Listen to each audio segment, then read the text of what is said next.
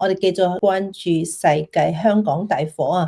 咁亦都請咗火場現場咧做直播嗰5個鐘嘅前記協主席啊，新哥上線同我哋一齊傾下。新哥你好啊！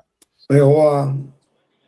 哎呀，真係我都睇到呢個直播，其實當時好難過嘅。首先我哋都哀悼已經即係死亡者啦。咁而家最新就係44個死亡，相信人數仲會增加。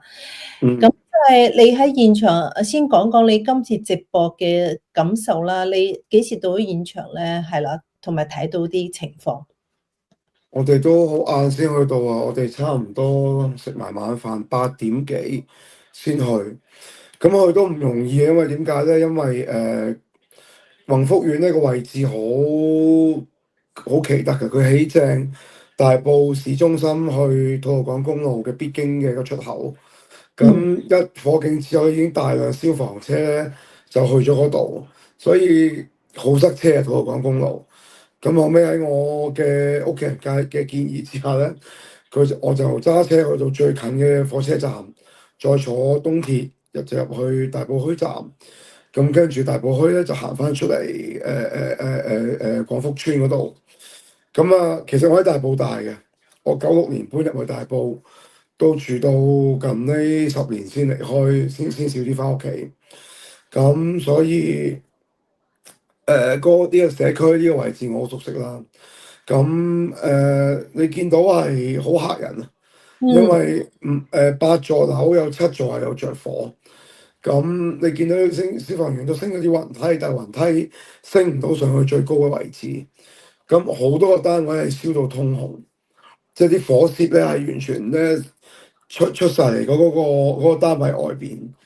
咁而且即係好大規模啦，好多地方咯。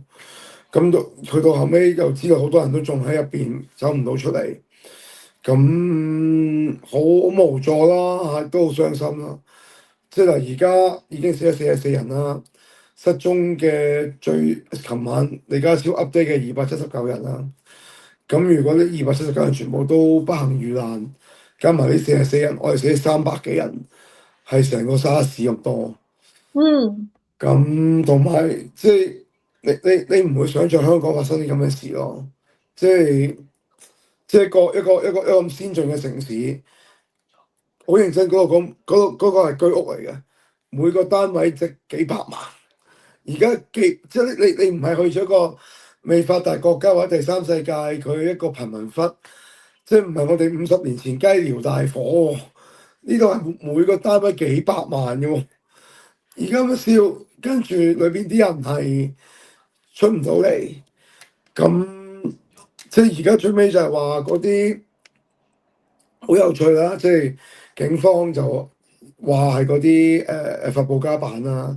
但係其實我哋喺現場都望到，最主要嘅問題其實係咪發布家版定係嗰啲維修嘅圍網咧咁樣？